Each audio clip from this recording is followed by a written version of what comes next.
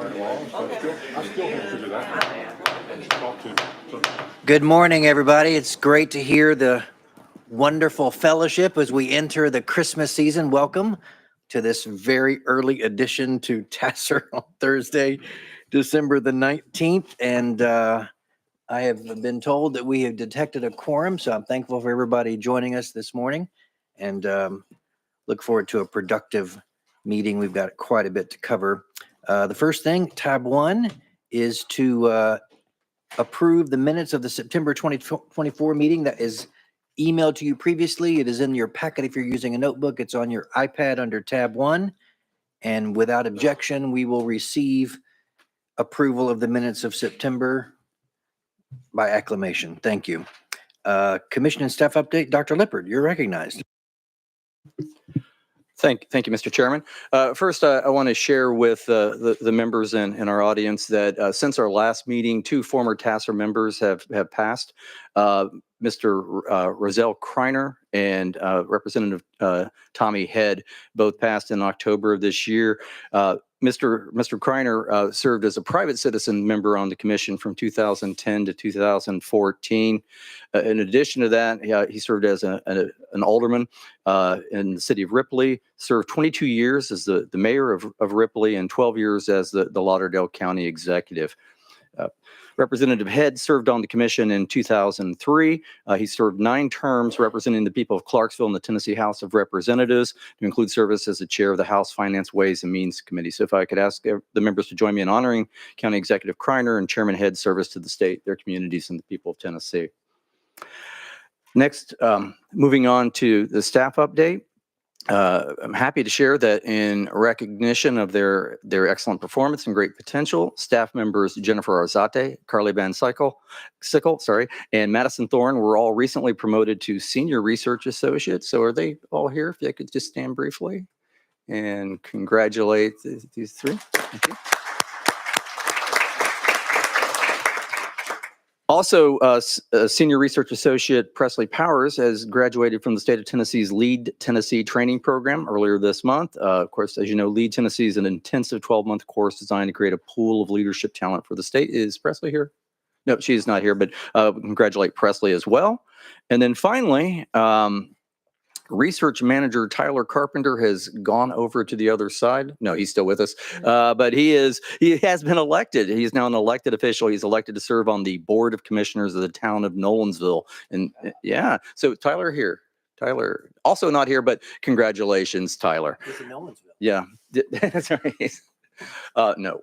And then finally, I do want to share with the members that our director of administration, who several of you have met and known over the years, Michael Timmy, is suffering from a serious health condition and is on extended medical leave. We're eagerly anticipating him returning to the office. He's usually the guy who stays back at the office and lets us know if we're having problems with our mics or anything like that, in addition to, as we're finding out all the other things that Michael does. But if you could just join me in keeping Michael in your thoughts and prayers, wishing him and his family well. We miss you, Michael, and we can't wait for you to get back.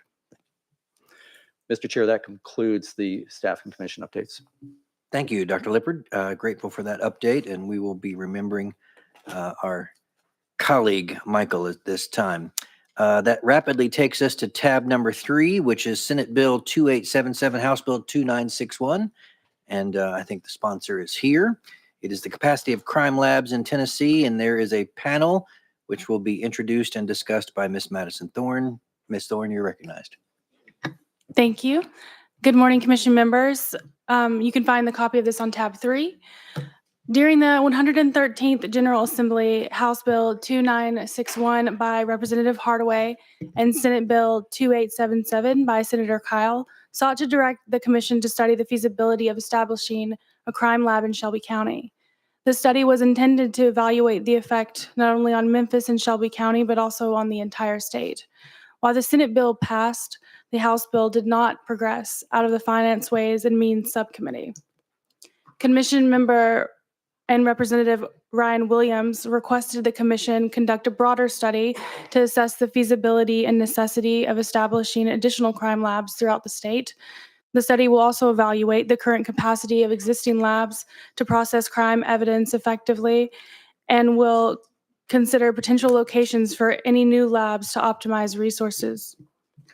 A draft will be presented for review and comment at the spring 2025 commission meeting, with the final report scheduled for presentation at the summer 2025 commission meeting. Additionally, the City of Memphis and Shelby County are each conducting their own studies on the feasibility of a new crime lab in their respective areas. The City of Memphis' study was recently published, while the Shelby County study is still ongoing. TACIR will review and consider both of their findings. Forensic crime labs are essential for effectively and efficiently processing evidence, conducting investigations, solving crimes, and bringing cases to court in the pursuit of justice and public safety. However, when these labs lack sufficient capacity, it can result in delays in testing crucial evidence, such as sexual assault kits and ballistic evidence. In Tennessee, these backlogs have led to processing delays that can last for months or even years, ultimately hindering crime investigations and the resolution of cases. Today, you will hear from key stakeholders who are knowledgeable about the state's forensic crime labs and the effect that the evidence testing backlogs have on the judicial process. Today's panel includes Mike Little, the Assistant Director of the Forensic Service Division of the Tennessee Bureau of Investigation, Amanda Sweet, the Forensic Service Division Director of the Metropolitan Nashville Police Department Crime Laboratory, Stephen Crump, the Executive Director of the Tennessee District Attorneys General Conference, Jennifer Askew, Executive Director of the Tennessee Coalition to End Domestic and Sexual Violence, and Patrick Froeg, Executive Director of the Tennessee District of Public Defenders Conference. Just a reminder to hold all of your questions till the end of all of the panelists' presentations. Thank you. Thank you, Ms. Thorne. And if members of the panel could join us here at the table.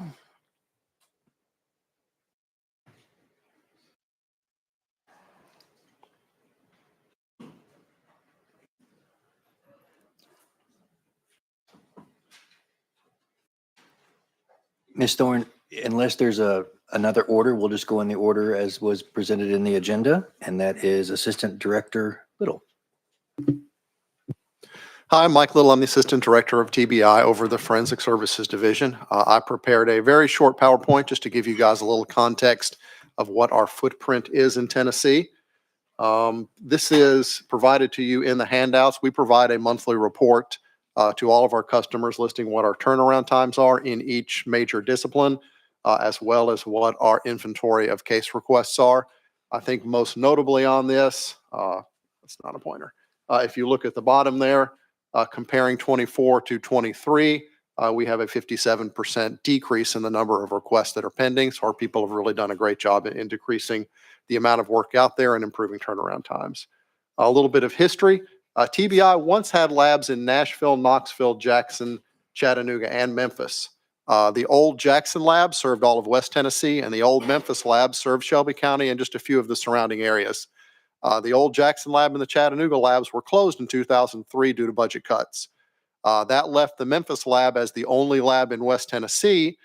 So by default, it was serving all of West Tennessee, but it was really never designed or staffed to be the lab to service all of West Tennessee. Therefore, a new facility was built in Jackson, Tennessee to serve all of West Tennessee, and the Memphis lab was closed. But I must note that to minimize the inconvenience to Shelby County, since we did close that lab, we do pick up evidence at the Criminal Investigation Field Office in Memphis once a week. So every Monday, Memphis has the ability to deliver evidence in Memphis to that facility, and then we transport that to the Jackson lab for them. A little demographic information, looking at 2023 stats, 26% of West Tennessee cases in 2023 came from Shelby County. 74% of cases came from counties other than Shelby County. 65% of cases submitted from West Tennessee were submitted from places that are actually closer to where the Jackson lab is now, versus 35% of cases that would have been closer to where the old Memphis lab is. So we built the lab with an eye towards serving that entire geographic area, noting that the majority of counties are actually closer in driving distance to Jackson. This is just a little rundown and is provided to you in the handouts of what the requests by offense were from Shelby County in '23, just to show what their areas of emphasis may be. This is just a rundown of what services we provide at each lab. We do forensic biology, which is DNA testing in all three of our labs in Nashville, Jackson, and Knoxville. CODIS, which is the DNA database, we do in Nashville and Jackson. Firearms analysis, we do in Nashville and Jackson. Toxicology and breath alcohol calibration, we do at all three labs. Forensic chemistry, which is seized drug analysis, we do at all three labs. And latent fingerprints or microanalysis, which is trace evidence, we do only at the Nashville lab. I should also note that the TBI Technology and Innovation Division controls our digital forensics. We don't do any digital forensics within the crime lab. I can answer basic questions about digital forensics, but we do have a couple of people here from that unit that can answer more specific digital questions if the need arises. We consider placement of laboratories not only for the evidence that we get, but also for testimony. In crime labs, we can't just do a test, issue a report, and then give what the reports are. It doesn't mean anything unless we can provide testimony. So we have an eye towards providing people in locations that are closer to where the evidence is actually going to come from. That's all I got. Thank you, Director Little. And we, as Ms. Thorne, with all of the presentations, it takes us to Director Sweet. Hi, I'm Amanda Sweets. I'm the Forensic Services Division Director for the Metro Nashville Police Department Crime Laboratory. Our crime laboratory is the only locally owned and operated crime lab in the state of Tennessee. So we service Davidson County specifically. We're considered a full service laboratory.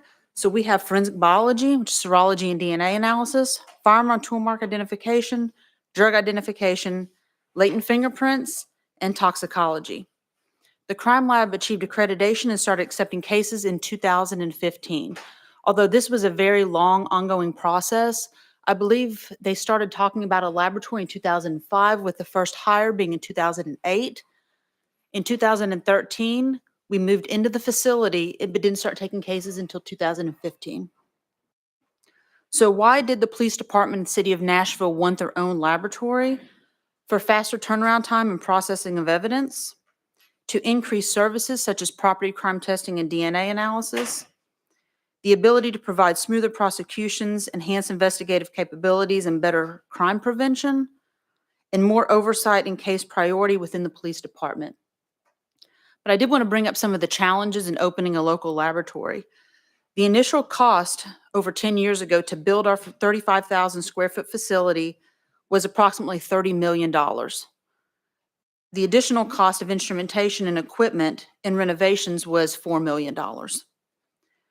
Our annual operating budget is approximately $8.5 million, with salary and fringe accounting for $6 million and operating costs. So the cost to have service contracts, consumables, buy DNA kits, things like that, are $2.5 million. We do rely on grants and capital funds for the lab to operate efficiently.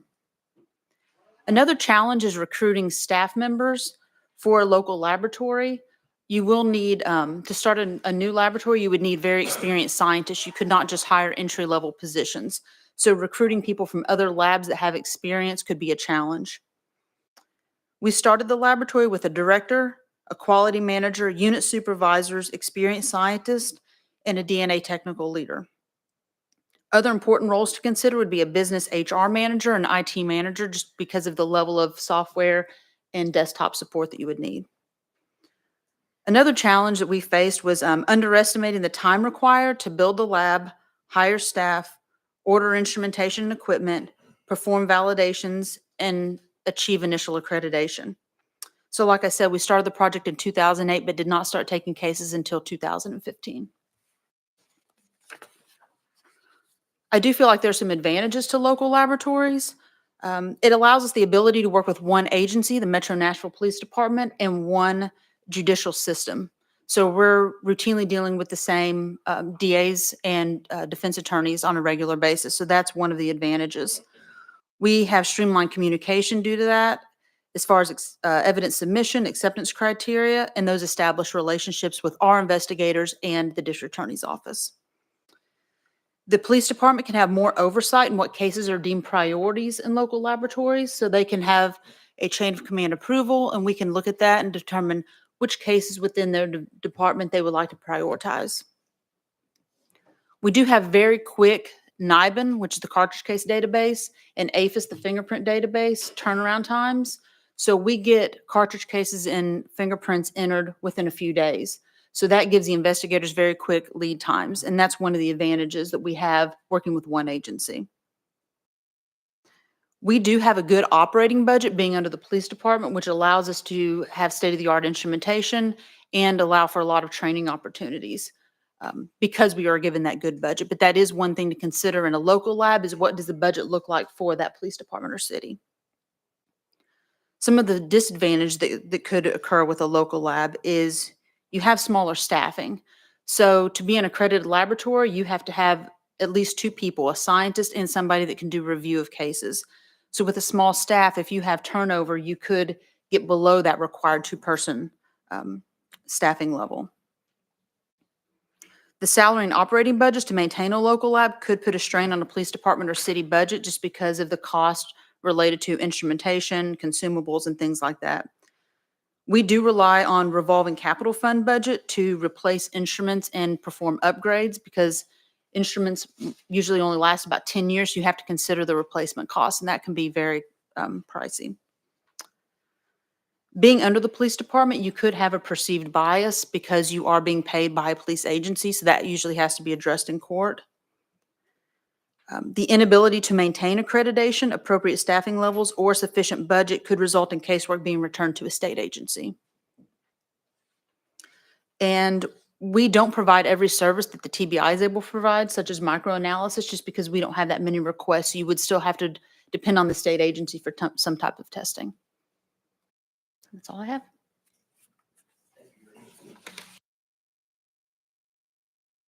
And I apologize to the panelists. I should have told you, with our new microphones, just be sure when you're done speaking to turn your microphone off and I've already got yours. I've got the kill switch up here, but when you're done speaking, if you turn your microphone off, because the other person can't turn theirs on until you're done speaking. All right, thank you. Since we have a panel on crime, let's not use kill switch.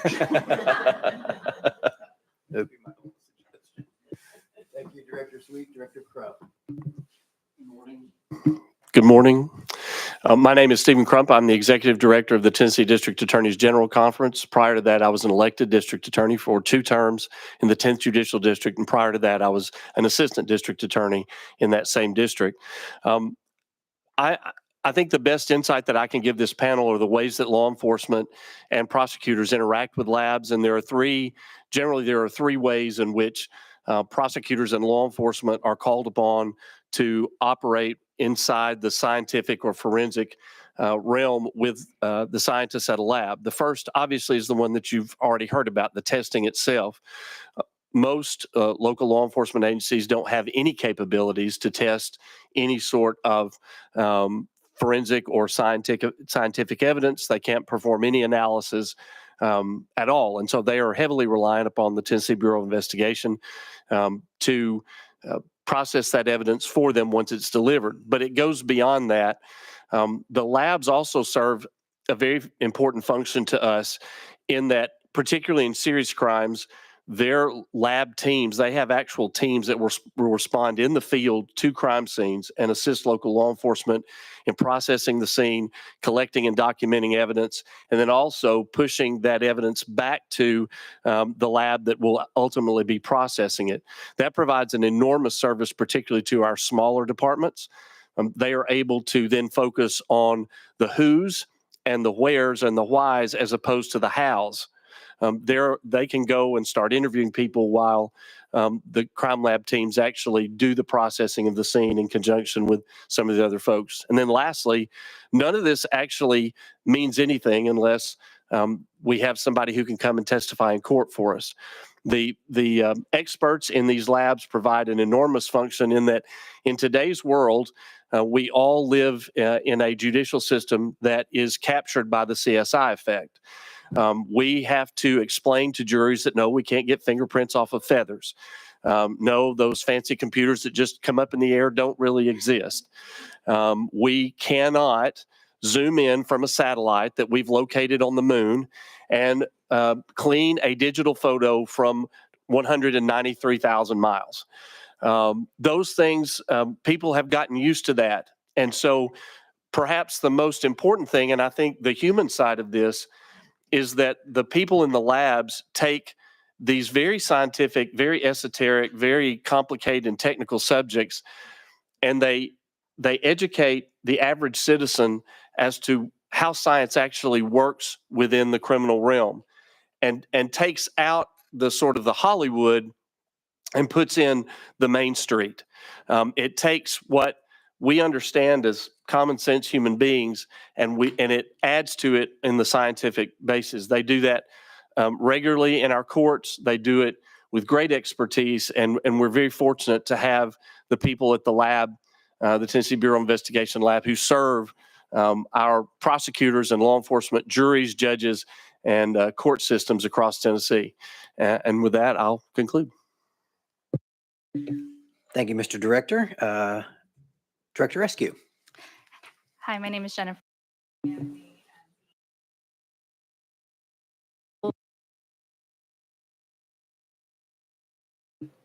Okay, sorry about that. Jennifer, CEO, Tennessee Coalition Coalition to End Domestic and Sexual Violence, and I've been asked to speak about the impact of crime lab processing times on victims. So I first wanted to say that last year we worked with the General Assembly to expand the civil statute of limitations for adult sexual assault cases, and that was largely due to a victim's story where her rape kit was lost, but because processing times were taking so long that no one realized it was lost until after the civil statute of limitations had passed. So then she was left without evidence for any criminal charges and left without the option for recourse through a civil case. So the processing that happens, it has irreversible consequences. Now, I do want to acknowledge that there's been a lot of progress made by the TBI, and it keeps getting better. Now there are tracking systems that the victims themselves can use to track where their sexual assault forensic exam kit is. And we're also seeing some turnaround times in some jurisdictions of as quick as 8 to 12 weeks, which is a significant improvement. However, there are some jurisdictions where they're still seeing processing times taking 6 to 9 months on those forensic exam kits. And every day that a kit remains unprocessed is a day that offender could potentially cause more harm. It causes delays in the process. It perpetuates cycles of harm. And during that time, we also have some victims who will receive letters, particularly around the 90-day mark, from law enforcement or perhaps prosecutors stating that their case is being closed due to lack of evidence. So those cases can be reopened and will be reopened once the results of the forensic exams are processed.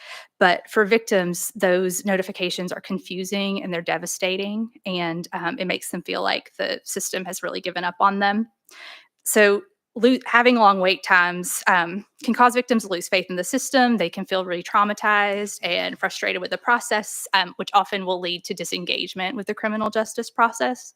So even if they were wanting to cooperate with the prosecution at first, many of them will drop out just because of the toll it's taken.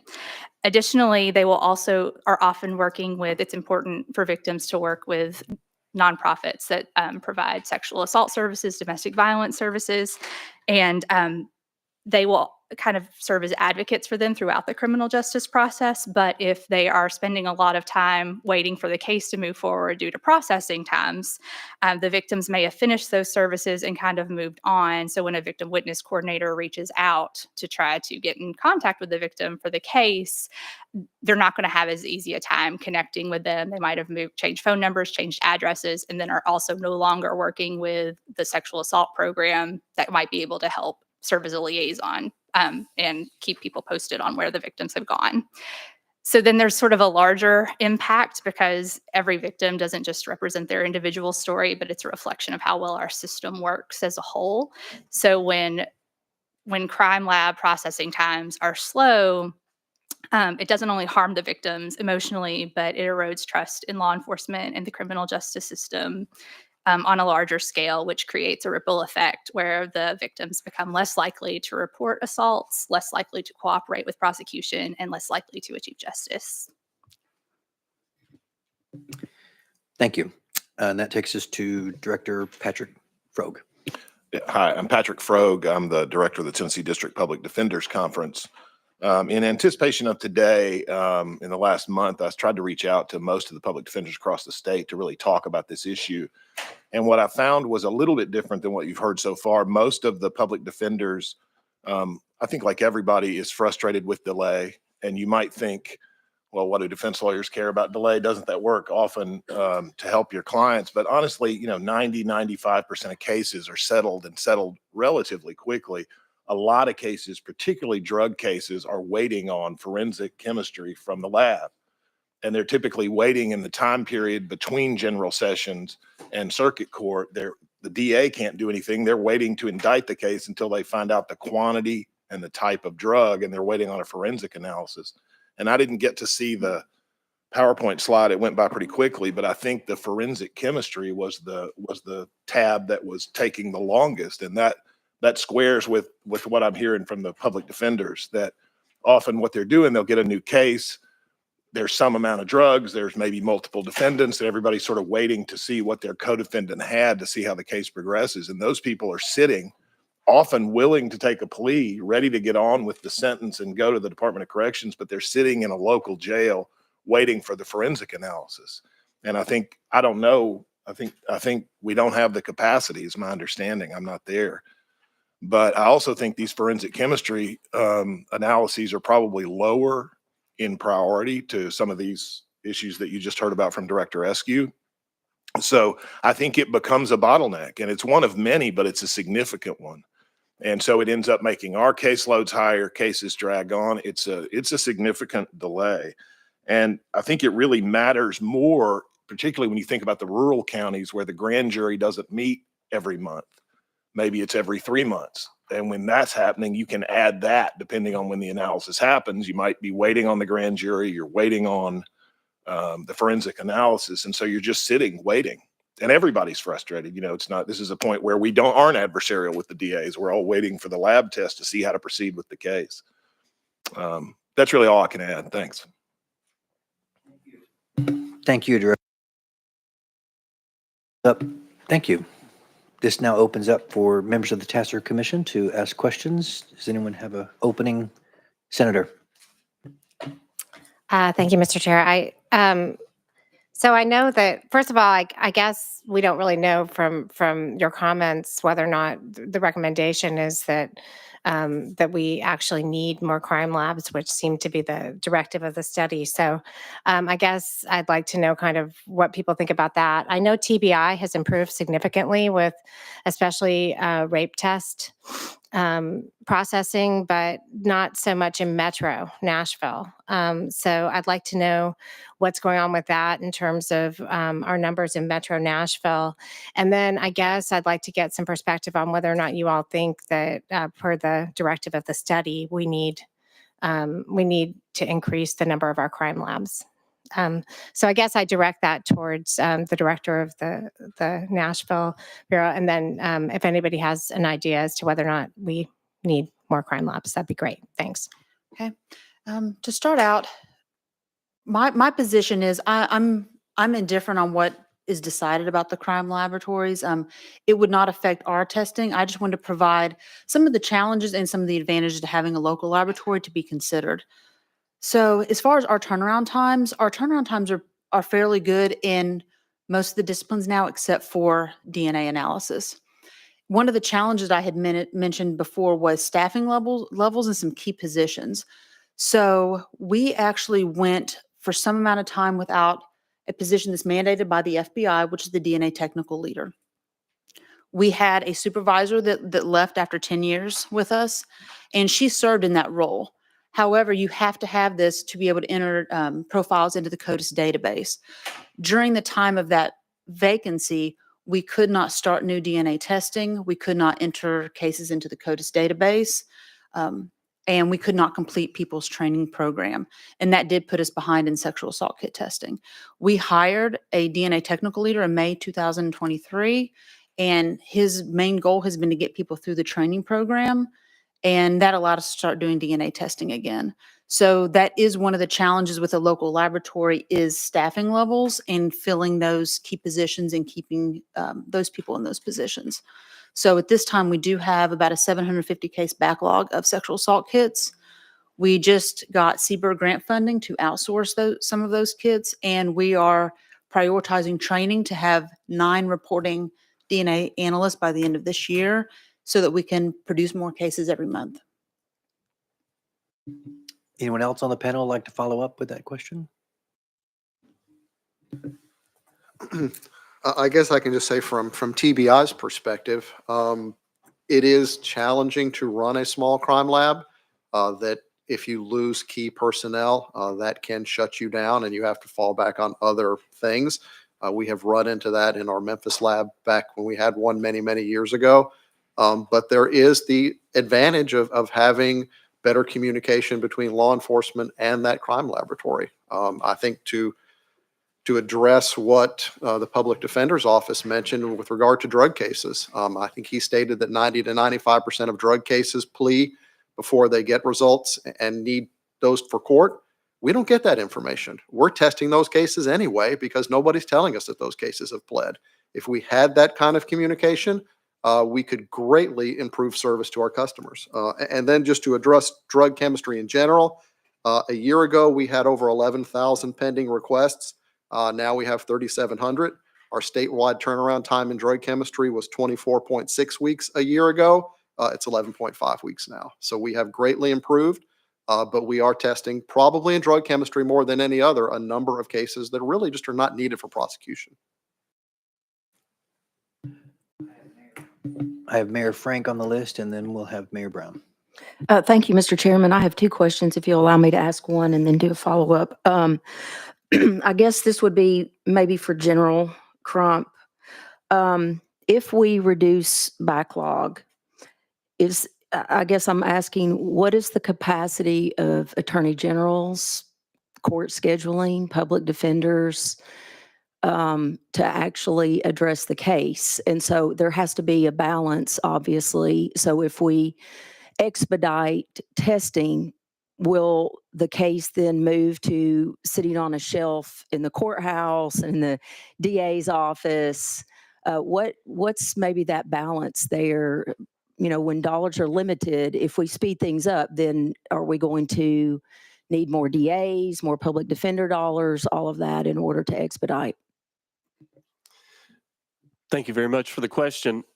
I don't know that more DAs would be needed based upon that. I think you would see 2 things. First, really, the number of cases that can be tried is more a function of how many judges there are. In the 10th Judicial District where I practiced, judges typically did non-jury days on Mondays and Fridays, with trial days Tuesday, Wednesdays, and Thursdays, and occasionally on Fridays if cases bled over to that day. And so you have 2 judges in the 10th Judicial District. They work an average of 40 weeks a year in court. And so that gives you roughly 200 trial days a year potentially. No matter how you speed up testing, that's not going to change. But I would say this, testing does produce quicker resolutions of cases. Many times defense counsel will say, I can't in good conscience plead this case until I'm certain of what this weight is or what this substance is. And so I think you would see quicker resolutions. And also from our perspective, we are hesitant to indict somebody without that. Now, the science is moving in a different direction with field testing that would allow for both preliminary hearing and grand jury testimony based upon a preliminary field test, which would greatly cut down the number of actual laboratory tests. Because if you get that first test in, frequently the cases do resolve. So I don't think that it would do that that it would change that necessarily. And to go to Senator Campbell's question, we don't care if there are more locations. There just have to be more scientists. The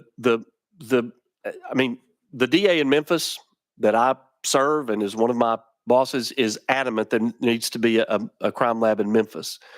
And certainly if that speeds things, then absolutely we should do everything we can. But the key is the same scientist doesn't do all the tests. The scientists are broken down into various disciplines based upon their expertise. And so if you build a crime lab in Memphis, in order for it not to be just a gimmick, it has to be full service. It has to do everything, and it has to be fully and adequately staffed in order to do all those things. As executive director, I am constantly paying for experts where stuff has been outsourced. I've paid for the Davidson County Crime Lab, for Metro National's Crime Lab. I've paid a lot for DUI cases where their toxicology got, during COVID, got sent out to other labs. TBI doesn't do everything. And so we're frequently having to get labs that do outside farther, particularly in DNA, further testing. And so if we're going to do it, I think if you focus on the core backlogs, the core numbers, and the last number that I got, the one that's the highest is firearms analysis. It's 71.3 weeks to get a firearms analysis back. And listen, I'm not blaming Mike Little and TBI. There are literally thousands of firearms that are sent to them every year, and they work nonstop to get these things to us. But whether you build a building or you don't build a building, the answer to all this is more scientists. And maybe we do need more buildings because we got to have a place to put more scientists. They can answer that question. I don't know what their physical plants are, and I don't want to speak to that. But the only way this is going to change is if you change the number of people who are actually testing the evidence. Thank you, General. And that actually dovetails with what I was going to ask Director Little. To his point about more physical locations, your chart is really a magic chart in that it shows the specific areas where there is longer wait times. So would there be more benefit in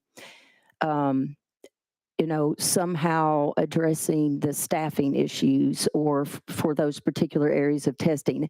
And just as an example, in chatting with our folks in the medical examiner's office in Knoxville, one of their challenges is they need more pathologists and they're not out there. So I just would open that up to you. Sure. So we were fortunate that a couple of years ago, the General Assembly granted us 50 new positions, which we spread throughout the forensic division where we felt the need was the greatest. It takes differing amounts of time to train people in different disciplines.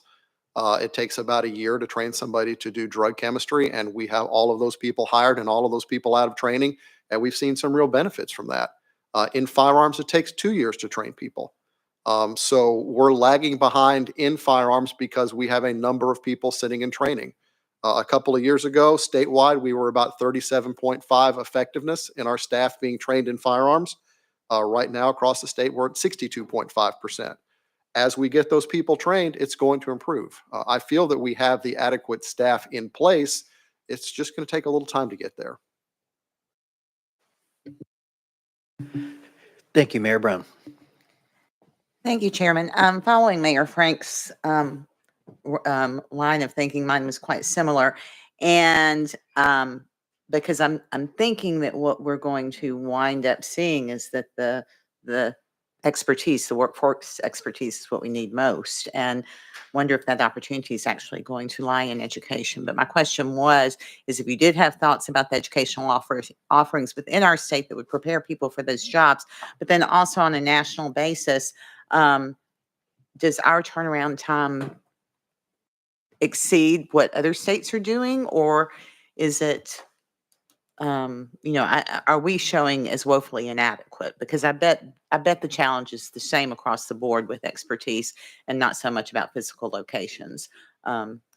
Not to put in my thoughts on it, but yeah, I bet that's the direction that we're. Just looking at the study from Memphis, as well as kind of anecdotal conversations with other people across the country, I think that we're in similar situations. You talk about education. It takes a long time to train people to do forensic science. And we have had conversations on a national level many times about this, is that people don't come out of college fully formed.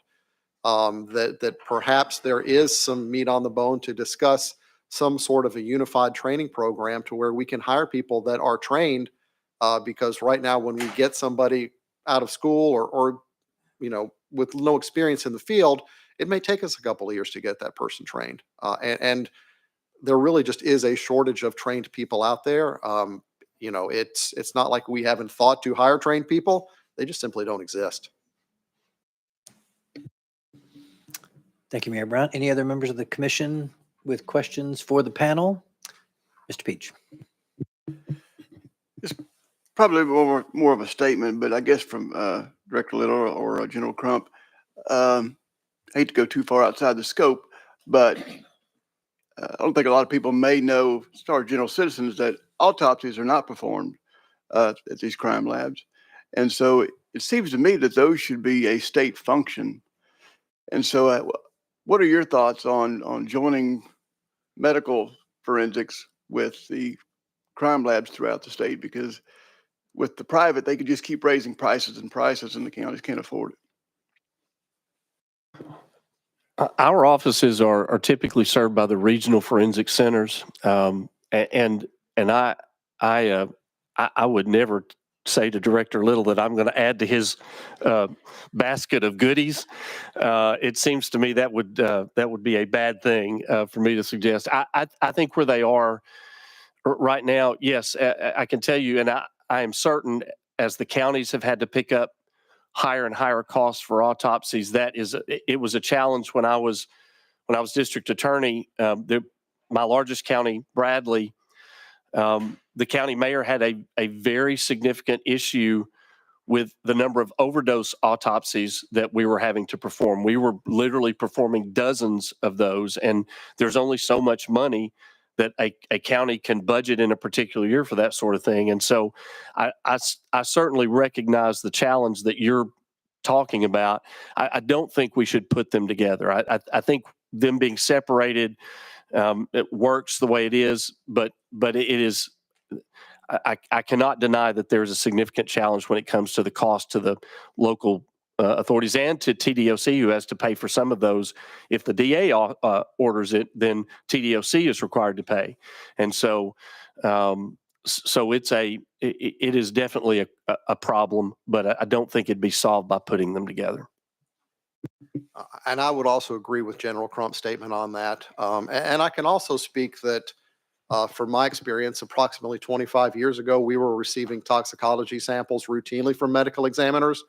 Case after case after case were natural death cases that really had no business at a crime lab. So it really just kind of serves two different populations. So it's probably better now that the medical examiners work separately from us, because many of the things that they deal with, they just simply don't involve a crime. All right. Any other comments or questions from the commission? Ms. Eskew, I had one question. During your comments, Director Eskew, I should say, during your comments, you mentioned two different jurisdictions. One was an 8 to 12 week turnaround. One was, I believe you said 8 to 9 month turnaround. Do you have the specifics of where it's a very large difference in those two turnaround times? It is a big difference. So just anecdotally, so 8 to 12 weeks, I believe, is what the TBI is working toward and what we're seeing a lot of. And that, so speaking to someone, I believe I was in Johnson City, talking to someone saying they're seeing 8 to 12 weeks. Chattanooga, on the other hand, seems to have a more inconsistent timeline and things are taking longer. So it could be the size of the city. I don't know exactly where that delay is happening, but yes, the turnaround times are not yet. There's an overall trajectory of improvement. They're not yet completely consistent. Thank you. Director Crump? Mr. Chairman, I would say that in the most recent, every month we get turnaround times from TBI. We get a memo that talks about average turnaround times. And I looked up, I'm just looking at sex offense for forensic biology, where there's only a kit. The turnaround time in Nashville is 5.6 weeks. The turnaround time in the Knoxville lab is 11.3 weeks. And in the Jackson lab, it's 11.2. I can tell you that that's very well within the tolerances that my colleagues who do the same job that I do now across the country, that's not an unusual amount of time for those kinds of cases. I think it represents the true priority that have been placed, that these tests have been placed with in TBI. All right. I see no one else asking to be recognized on the commission. To all the members of the panel, thank you for this very valuable information, and we are grateful for your service. Thank you.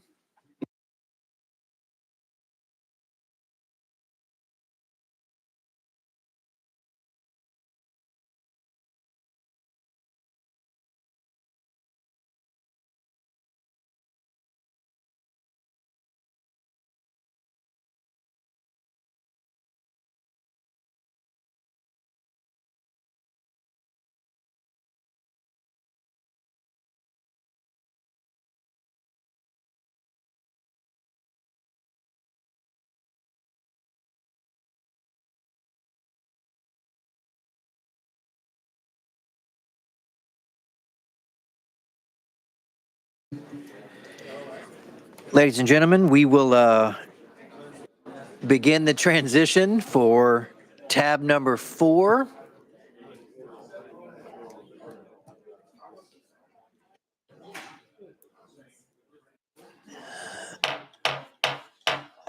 If we could ask for tab number 4 and Dr. Michael Strickland, Public Chapter 1013. Dr. Strickland, you're recognized. Thank you, Mr. Chair, and good morning, Commissioners. This is, as just noted, the draft report on vendor compensation for sales tax collection, located behind tab 4 of your docket books, and being presented for your review and comment. This study, as you may recall, was taken up in May in response to Public Chapter 1013, Acts of 2024, and was meant to cover 3 questions. 1, the cost to businesses of collecting and remitting state and local taxes. 2, the cost to the state for reasonable remuneration for sales tax collection, including vendor compensation to businesses as compared to other states. And 3, the cost to businesses of payment card interchange fees on the tax portion of transactions. Looking nationally, 27 states offer businesses some amount of vendor compensation for sales tax collection, while 16 others do not. Tennessee itself is something of an outlier, only allowing vendor compensation under very limited conditions for out-of-state businesses, but not in-state ones.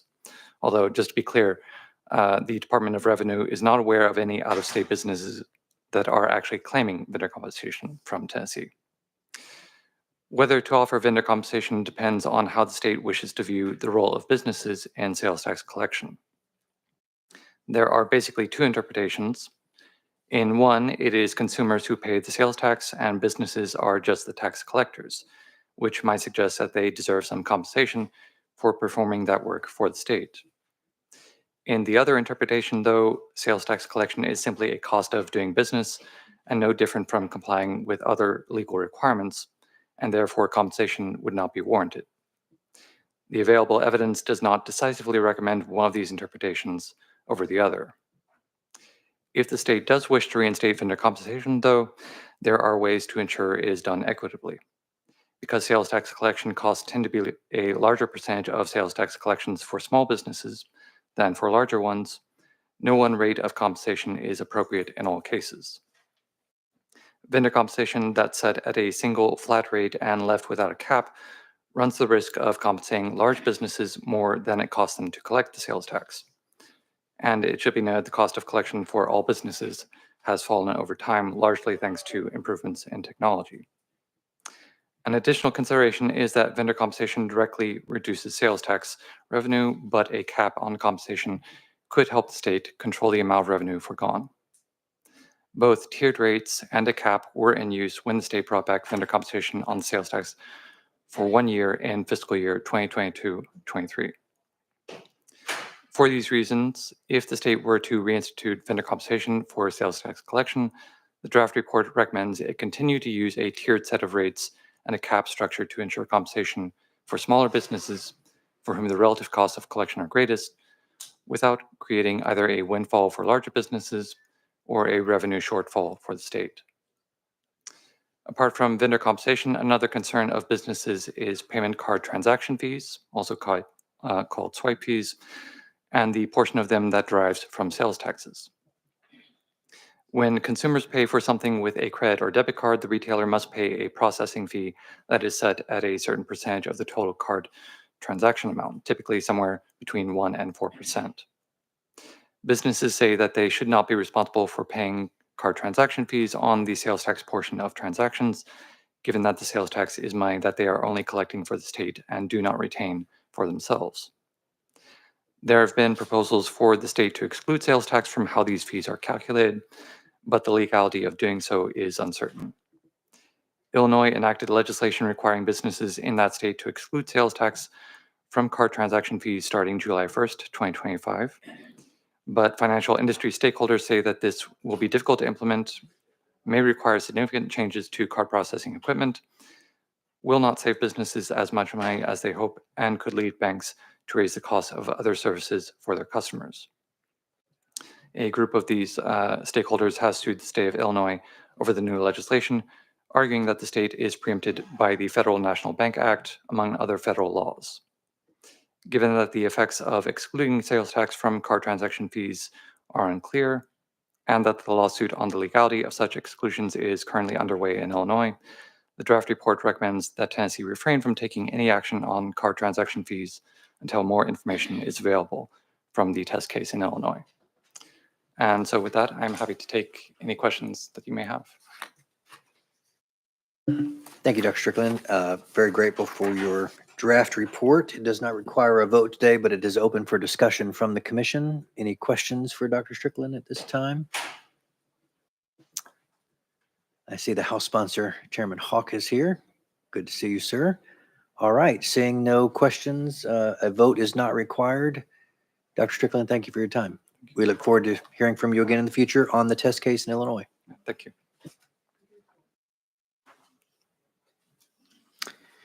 All right, that takes us to tab number 5, which is public chapters 934 and 938. It is Bob Moreo. Mr. Moreo, thank you.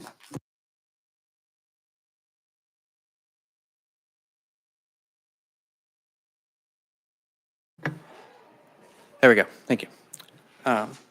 Today I'm presenting our draft of the Commission's report on issues affecting the child care workforce and availability and affordability of child care in Tennessee.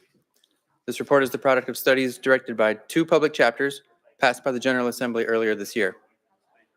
Following your feedback on the draft report, the final report will be presented for approval at the Commission's January meeting to meet the public chapter's January 31st, 2025 deadlines. Public Chapter 934, Acts of 2024, with sponsors including Senators Campbell and Yarborough from the Commission, directed the Commission to study the characteristics and conditions of child care workers in Tennessee and to explore the feasibility of expanding incentives and financial support programs for early childhood educators. Public Chapter 938, Acts of 2024, sponsors included several Commission members, Representative Williams, Senators Watson, Yeager, and Yarborough, directed the Commission to identify laws, regulations, and rules that impose costs, financial burdens, or operating delays on child care business owners or prospective owners, and to evaluate whether some of these barriers may not be necessary to protect the health, safety, and welfare of children or the community. These public chapters are included as Appendix A with the draft report. Pursuant to the study's requests, the Commission staff conducted 6 focus groups and over 45 interviews. Staff attended Southwest Tennessee Development District's Child Care and Industry Workshop. We conducted an online survey of child care directors and owners to find out about their experiences, the children they serve, and their employees. 364 child care directors and owners responded to our survey, the results of which are included as Appendix B with the draft report. The Commission also welcomed a group of guest panelists for discussion on child care at the September 2024 meeting. This stakeholder outreach and the Commission's additional research have underscored difficulties identifying broad-based solutions for problems faced by the child care sector in Tennessee. Through regulation and policies, governments play an important role ensuring that childcare providers operate safe facilities where children can develop and grow. More than 60% of the survey respondents said they had no difficulty complying with state and local regulations. However, many did report difficulties, and throughout the focus groups and stakeholder interviews, there were some rules and regulations mentioned by participants that warranted further examination. Additionally, hiring and retaining workers is a difficult challenge for childcare businesses. 55% of responses to our online survey cite one or both issues as a major problem. Compensation in the childcare industry is notoriously low. 1 in 10 childcare workers falls below the poverty line. The average wage is around $13 an hour. Yet, despite these low wages, payroll is the greatest operating expense for childcare businesses. Owners are often frustrated that they can't afford to increase wages or offer benefits for their workers because many Tennessee families simply can't afford to pay higher childcare prices. In many counties, fees for a single toddler in childcare are more than 15% of a median family's income, double the benchmark set by the federal government for affordability. So although an all-inclusive solution doesn't seem to be within reach, the Commission has identified several opportunities for improvement. The draft report includes recommendations for areas where cooperation and coordination between state and local government and childcare operators could be beneficial. It also recommends modifications that could be made to some state and local regulations without endangering health, safety, and welfare of children of the community. And it recommends possible opportunities to improve compensation and encourage the retention of childcare workers and ways to increase the state's support for its childcare businesses. So first, I'll discuss some opportunities to reduce barriers at the state level. There are opportunities for the state agencies that oversee childcare providers in Tennessee to improve services, streamline processes, and better align policies in ways that lower barriers to opening or expanding facilities and reduce operational burdens on childcare providers. Childcare facilities and programs in Tennessee are governed primarily by 2 state agencies. The Tennessee Department of Human Services Child Care Services Division is responsible for ensuring the availability and quality of non-school-based, for-profit or nonprofit childcare in homes and childcare centers. The Tennessee Department of Education's Office of Early Learning is responsible primarily for governing early childhood education programs and school age before and after care programs located in public and private schools. Another state agency with an important role in regulating childcare is the State Fire Marshal's Office, which is responsible for reviewing childcare building plans, pre-licensing fire safety inspections, and annual fire inspections for purposes of DHS licensing. The Fire Marshal's Office is also responsible for reviewing school building plans, pre-certification, fire safety inspections for new schools, and annual fire safety inspections for the Department of Education. In our focus group discussions and interviews, childcare directors and other stakeholders said more opportunities are needed for childcare providers to share their feedback with DHS staff. They said DHS has had held regional meetings in the past to educate providers about rules and regulations, and the DHS would benefit from feedback regarding enforcement of rules and regulations by its staff and hearing where there's confusion among providers. Stakeholders told Commission staff that building code and fire safety requirements are frequently the source of confusion and delay during the pre-licensing process. This feedback from providers was less about problems with the regulations themselves and more about frustrations over inconsistencies, interpretations, and miscommunication. For these reasons, on page 3, the draft report has a recommendation that DHS reestablish regular regional meetings with childcare providers in person and with the ability for virtual participation, and to include staff from the State Fire Marshal's Office. DHS has told us they would agree to doing this. DHS has told us they agree to doing this, and the State Fire Marshal's Office has said they would agree to participate. We also hope that local fire and building officials would be included in these meetings as well. Another opportunity for the state to remove a policy barrier has to do with regulations for school-age extended care programs. Extended care programs for school-age children, they're administered directly by schools, as well as those run by some nonprofits funded through 2 DOE extended learning grant programs. These are approved and monitored by the Department of Education. Current law requires extended care programs operated in schools by other non-school organizations to be licensed by DHS. And while most DHS and DOE regulations for school-age care are in alignment, DHS licensing requires an additional fire inspection for portions of a school that are going to be used for new before and after school programs. As a result, these before and after school programs located in schools but operated by an outside agency such as the YMCA must pass an additional fire code inspection before opening, where those operated by the school in the same building would not. This can lead to some delays in getting approval for programs run by these outside agencies and therefore prevent programs from opening up to serve families. Given that these school buildings have already been deemed safe enough to house the same age range of children during their regular school day, and they would be deemed safe enough to house the same children in a before or after school program if the program were run by the school, page 4 of the draft report includes a recommendation that DHS align its fire code inspection requirements for before and after school programs operated by these non-school entities in schools with the DOE's requirements for the same programs run by the schools themselves. And DHS has again told us that they would agree with this recommendation. The draft report also says that building and fire code inspections at the state and local level should be further coordinated. Until recently, local fire marshals in 6 counties and 38 cities had the authority to conduct pre-license and annual inspections required by DHS for child care licensing purposes. In all other jurisdictions, the state fire marshal had been responsible. Delays with local inspections in some cases were causing licensing problems for child care operators. And so as of August this year, the State Fire Marshal's Office has assumed responsibility statewide for reviewing all building plans and inspecting all child care facilities for the purposes of DHS licensing. However, this does not mean that child care facilities aren't also subject to separate review and inspection by their local building and fire officials.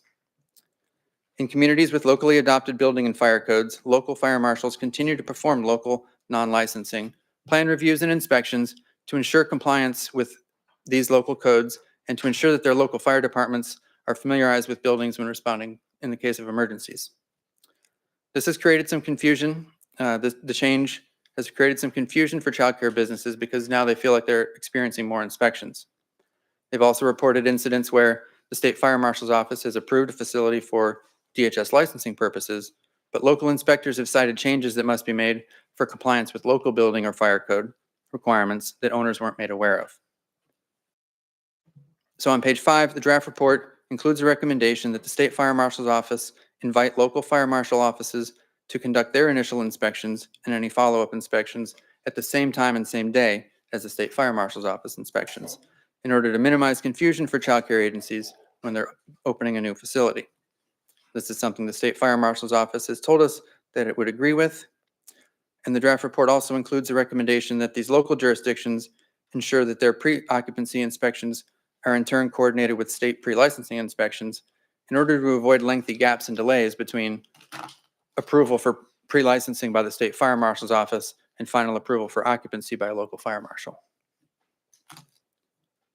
The draft report goes on to describe additional opportunities for local governments to reduce barriers for childcare businesses in their communities.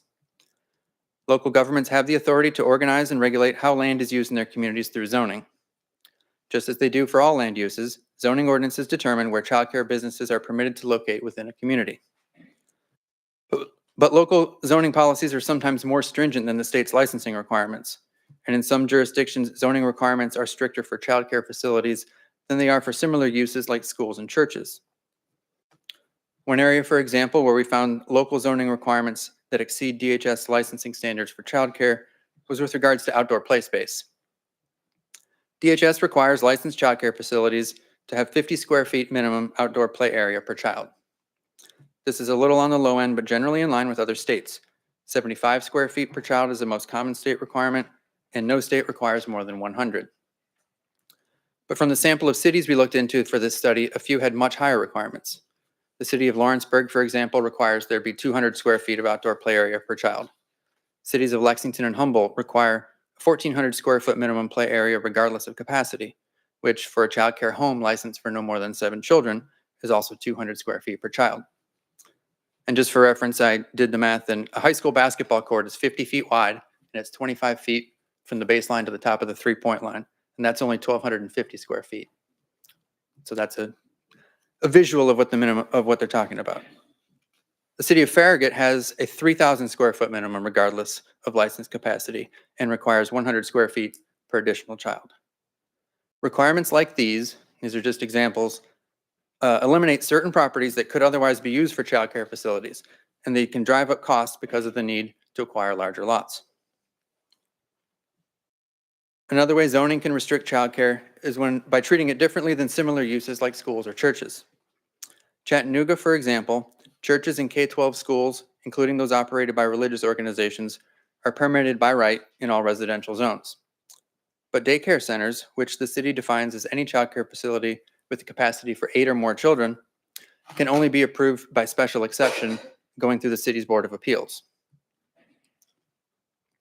Because of the differences in community needs across the state, effective solutions are likely to be locally tailored rather than state-driven. But when faced with a shortage of childcare providers in their communities, local planning officials should consider how their zoning ordinances may be restricting opportunities for childcare businesses. Therefore, on page 6, the draft report includes a recommendation that local governments align their zoning for childcare businesses with zoning for schools and churches, and for local governments to review their zoning ordinances for restrictions like the examples given in this report. There are also instances where local building and fire codes establish stricter requirements than the state's requirements for childcare facilities. The State Fire Marshal's Office is responsible for establishing and enforcing minimum statewide building construction safety standards in Tennessee, but local municipalities have the authority to adopt more stringent standards. The City of Memphis, for example, has adopted stricter requirements than the State Fire Marshal's Office for ventilation and fire suppression systems in commercial kitchens. The most commonly adopted additional local requirement pertaining to childcare facilities is for sprinklers to be installed in buildings where the state's adopted code would not otherwise normally require them. Under the statewide building code, childcare facilities under 12,000 square feet that serve fewer than 100 children would not require a sprinkler system, as long as classrooms are at the ground level and each has its own exterior exit door. However, Gallatin and Nolensville, for 2 examples, have amended their codes to remove that exception. Ashland City has required sprinklers in all new buildings since 2004. Farragut and Shelby County outside of Memphis require sprinklers in buildings over 5,000 or 7,000 square feet, respectively. Interestingly, Knox County had adopted an ordinance in 2018 requiring sprinklers in any daycare facility with 7 or more children. However, they found after a few years that the requirement had been unnecessarily restrictive, and it was in fact repealed in May of 2023. Sometimes the local building permit process is more costly and time-consuming than a process required by the State Fire Marshal and DHS for pre-licensing approval. The state allows applicants moving into an existing childcare space with fewer than 25 children to have review for code compliance determined through an inspection on site by the State Fire Marshal, rather than submitting plans. For existing buildings under 5,000 square feet that will serve less than 100 children, the state allows for a limited review of as-built plans in lieu of full plans prepared and signed by a licensed architect or engineer. DHS gave us one example recently from Kingsport where, although the state has said it doesn't need a full set of plans, the city requires plans prepared by an architect for any childcare serving more than 5 children. So on page 7, the draft report includes a recommendation for local governments to align building and fire codes with state standards wherever appropriate. As with zoning, state preemption of local codes would not account for the important needs of differences among communities. But again, when looking for opportunities to facilitate access to childcare in their communities, local officials should take into consideration the effect of local codes, especially when they're more restrictive than state standards. The draft report also includes a recommendation for the state to provide additional support for childcare workers. Childcare business owners in Tennessee say they're concerned about attracting and retaining workers because of low wages, and raising wages would require raising prices, which families in the communities cannot afford. According to the U.S. Bureau of Labor Statistics, the average hourly wage for childcare workers in Tennessee was $13.21 in 2023. And multiple childcare directors told commission staff that they are regularly losing workers to retail establishments like Target and Walmart or casual restaurants like McDonald's and Chick-fil-A. The state has one program in place to help supplement childcare wages. Childcare Wages Tennessee is the state's existing education-based salary supplement program designed to reduce worker turnover by rewarding childcare workers for continued education. Information about this program begins on page 55 of the draft report. To qualify, educators must work in a DHS-licensed childcare facility for at least 6 months, working at least 10 hours a week with children younger than 6 years old, earning $20 an hour or less, and have at least 6 credit hours of early childhood college coursework or a bachelor's degree in any field. As shown on pages 56 and 57, annual wages supplements begin at $600 and can increase to as much as $7,800. As of December 5th, 1,649 childcare workers were active in the wages program, and there have been over 4,000 educators participating throughout its existence. But many stakeholders, including childcare directors, told us that some of their most experienced workers aren't interested in pursuing further higher education. They would like to see a program that targets bonuses to childcare workers without higher education credentials, but who maintain longevity. The draft report includes examples of incentive programs in Virginia and Georgia that aren't tied to higher education. On page 8, we have a recommendation that the state do develop a program like childcare wages to reward workers for years of service and incentivize their commitment to careers in childcare. Moving next to ways the state could help childcare business owners, the draft report considers how underutilized and vacant public school properties could be used for childcare. Real estate's especially expensive in Tennessee's most rapidly growing communities, where childcare demand is high and appropriate facilities are difficult to find. To help facilitate solutions for public charter schools in these areas, the state law requires local education agencies to inventory underutilized and vacant properties annually and make them available for use by offering properties for sale or lease to charter schools within the LEA. Because childcare operators might also benefit from priority access to these types of surplus properties, page 9 of the draft report includes a recommendation that the General Assembly amend the law to give childcare providers the same opportunities as public charter schools to purchase or lease LEA underutilized or vacant properties.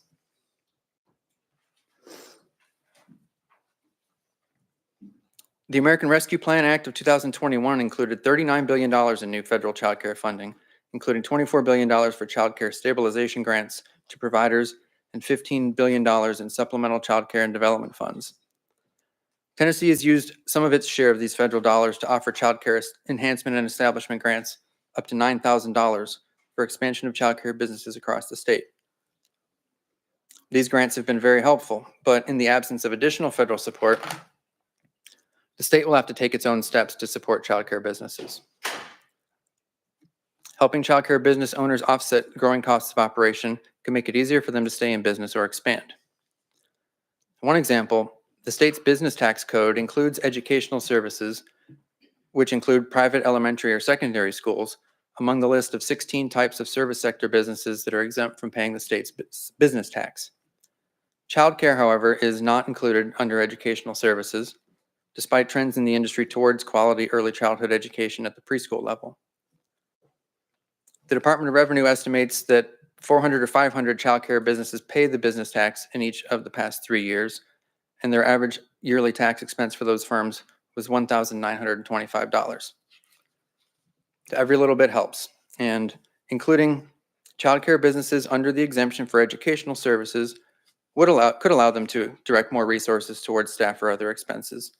So on page 9, the last recommendation of the draft report is for the General Assembly to eliminate state and local business taxes for childcare businesses and to offset losses in revenue to local governments by providing them with base amount of funding equal to what they had received in local business tax revenue from childcare providers in the previous fiscal year.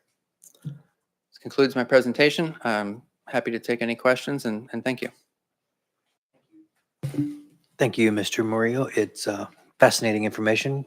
Senator Campbell, did you have? Thank you, Mr. Chair. First of all, I want to acknowledge my colleague, Senator Charlene Oliver, who actually passed the bill for this study. She's here today, so thank you for doing this. A couple questions. So DHS funds wages, but is this all federal funding? So that's one question. And then where do we stand? I mean, it is alarming to look at this annual mean wage of $27,480. That is alarming. So could you give me an idea of where we stand? I'm looking at these numbers I know it's on this chart, but just we're pretty much in the lower bottom decile, it looks like, in terms of what we're paying our childcare workers. Those two, yeah. Thank you, Senator. To address your first question, the wages program, we have the information about that. It's at page 55, and yeah, that those funds are that state funds that they have. I'm sorry, I forget what you had a specific question about that, about the Yes. wages program. Right. Is it federal funding or is this all state funding?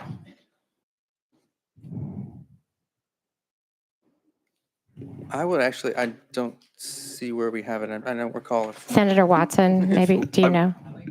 I do think, I didn't want to say that for sure, but yeah, It's all federal. yeah, okay. It's all federal? And that comes from the child care block grant, I believe, then. Okay.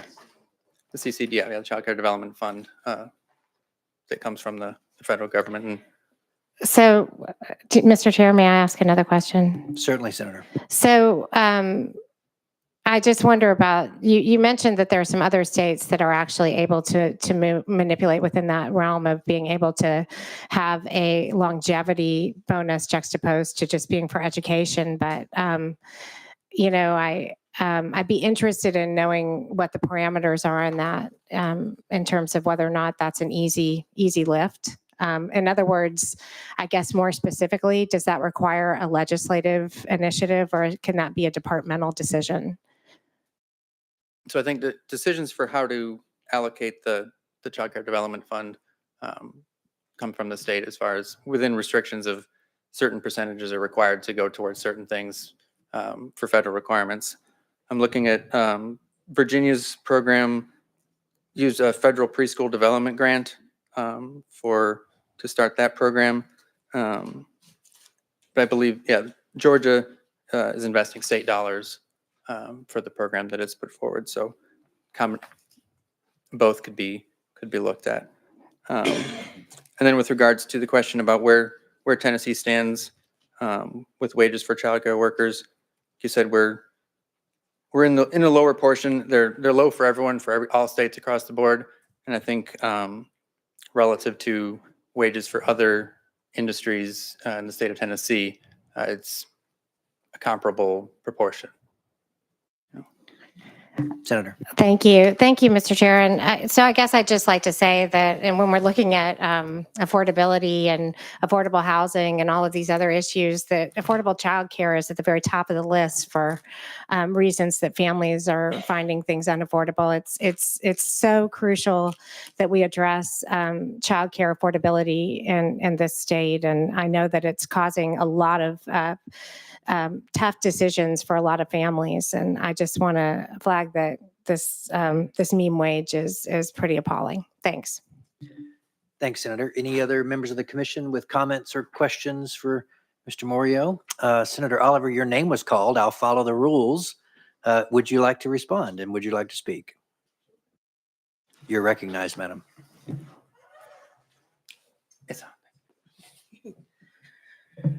Good morning, members of the committee and colleagues. Thank you for having me here. And I want to thank the TACIR team and the entire research team for doing this study. It was very revealing what we are facing in Tennessee.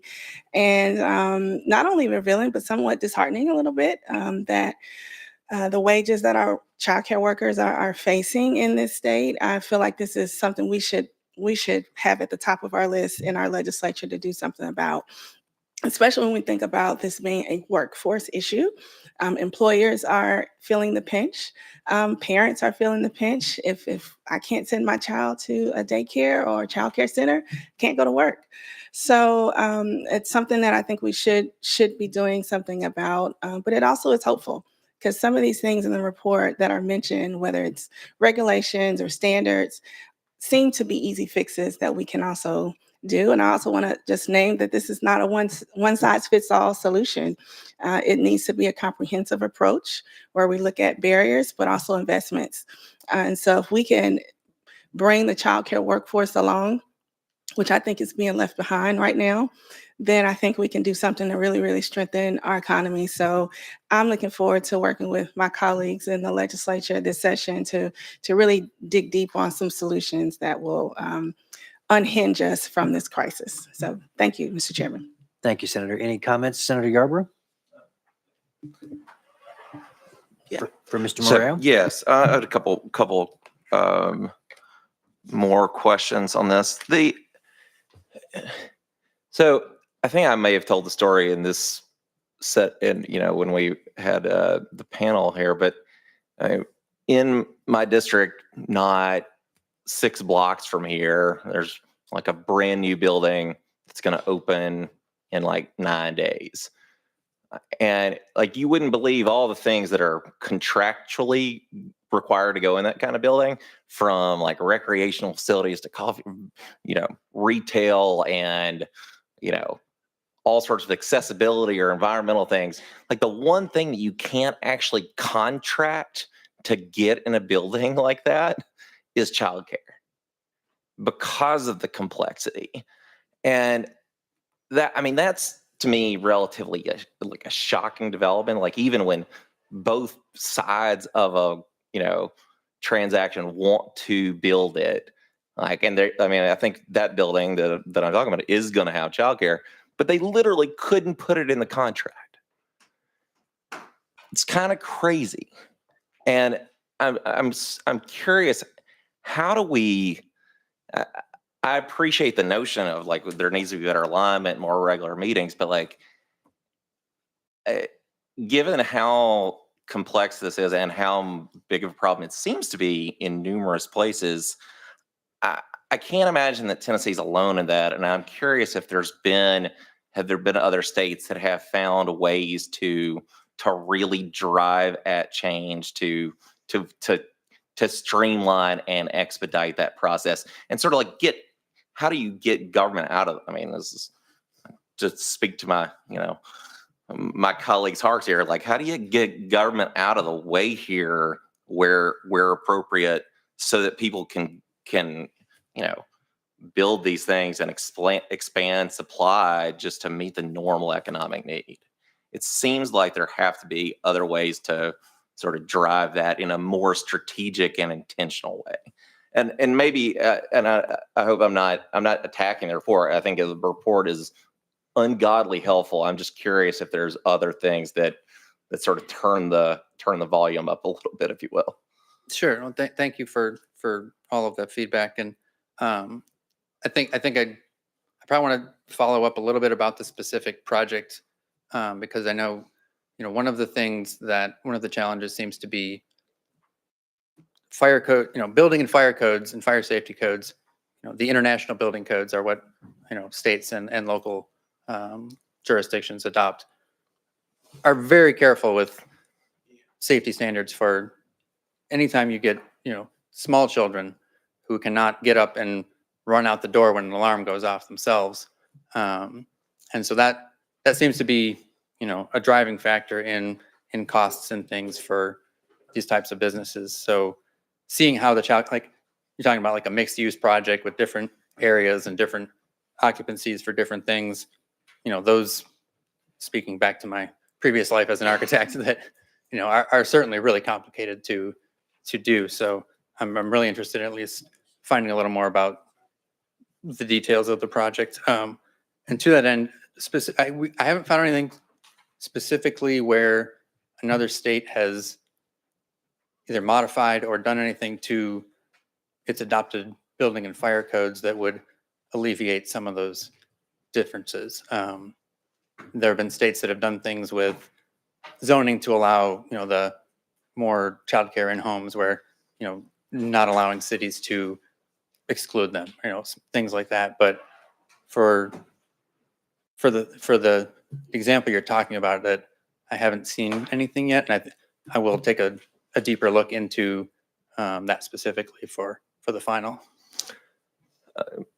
And Mr. Chairman, if I can I appreciate that, and I think that like it's really helpful to have someone with an architectural background, because I think that is, I think we know that there are like any city or urban environment has to deal with this issue. And so, it seems like people are facing this challenge everywhere. And so we think there would be some path. I wanted to also think about the CCDF piece from the side of where it goes into, vouchers for low income and how that then filters in to the system.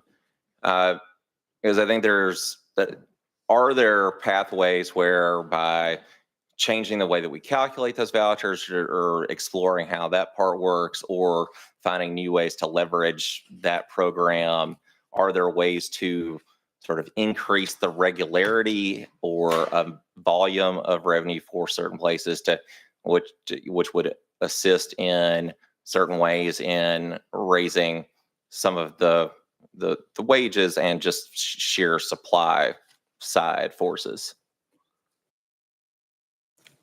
So I know, one of the changes that was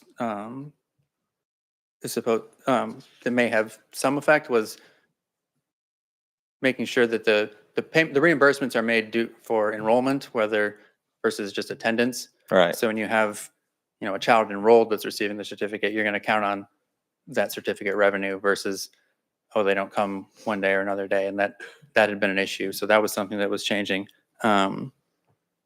I think looking at some of the numbers that, we did find that the overwhelming majority of the centers do accept certificates. I think it was like 80% of the ones we got survey responses from said they accept childcare certificates. So it's considered pretty widely adopted, and we weren't getting complaints about it being difficult to administer from the provider's perspectives to that end.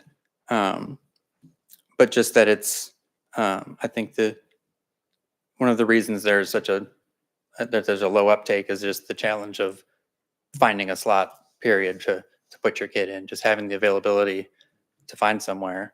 But I guess my question is more in the vein of how close to covering full cost, is it, and how much is it a true one-to-one trade-off for a center? So the DHS they've increased the reimbursement rates quite a bit. There's 15% differentials for adding on for infant and toddler reimbursements. The reimbursement rates go up higher for having the higher quality scores. So the reimbursement rates are in line with what the market rate studies come back with, as far, generally speaking, broadly speaking, that the reimbursement rates are in line with what the market rate study is telling them, that their target was the 60th percentile, at least, for hitting that reimbursement rate. So, Mr. Chairman, I'll just make one more comment, then I'll defer to other members. But I think just in preparation for the final report, if we could sort of think through if there are, I think something that's come up numerous times when we've been dealing with this legislatively has been whether we should take advantage of other options that the CCDF does allow for in this process, in terms of, rather than using market rate, using more of a cost orientation in the reimbursement, or if there are other ways for us to expand the shared services or other back office capacities in a way that just allow for leaner operations from the child care agency themselves to focus on the actual care of the child, as opposed to negotiating with, landlords and governments and figuring out the infrastructure, the database infrastructure to do this. So, but this is great work, and I really appreciate it. no, thank you. And there are, several of those things that we can add to the final draft. Thank you, Senator. And I don't see any other requests. Senator Watson. And this may be a little bit outside of the scope. So, but I was just curious, under the federal programs that help pay for childcare, for those that are using the childcare, are there work requirements within the standards? So yes, I do believe so. You have, the parent meets there's an income requirement and they have to be either working or actively seeking work. Okay. All right. That's what thank you. Mayor Waters. Just one quick question, and that is, are any states allow, a lot of the larger businesses are furnishing child care, the ability for the workers to get, but the small businesses, don't think are financially able to do that. Is there any states that have the ability, that provides them the ability to have small businesses to have some sort of consortium where they can go together and provide child care as a group and in some sort of organization that they could put together? I mean, because the small businesses, a lot of them can't afford it, but might be able to if several of them went together. I don't know if any state allows that kind of consortium. No, that's a good question, and I don't recall finding something specifically like that. It can be something we can go back and look at some of the research to see how other states may be providing that kind of assistance, whether it's through a grant to a nonprofit or to a some other organization that then manages something like that for multiple small businesses. That would be something we can see if we can find. Thank you, Mayor. And I was going to make a very similar comment that our newest industry, manufacturing, is providing on-site childcare, to speak to Senator Oliver's workforce development comments.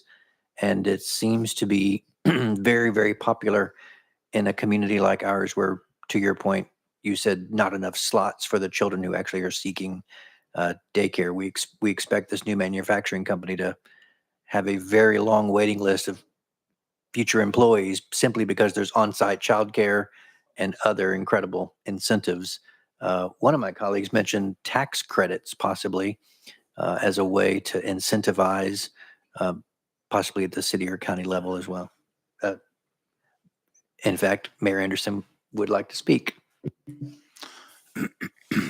Yeah, you could look at run to the trustee's office. You've got tax credit, tax freezes, tax for credits for veterans, disabled, and you might could work through that model and see what that looks like. You're not abating the taxes, you just spread them out to the other remaining people in your county, but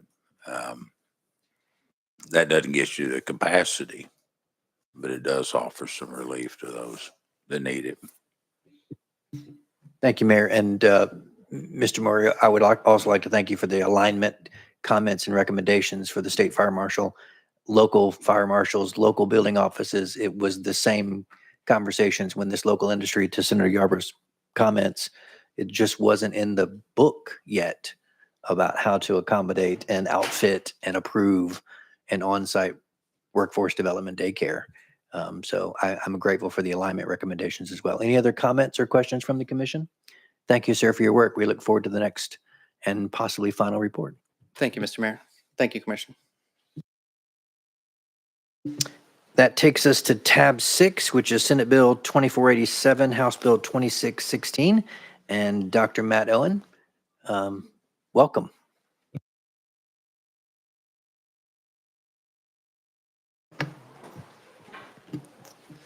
Thank you, Mr. Vice Chairman, and good morning, members.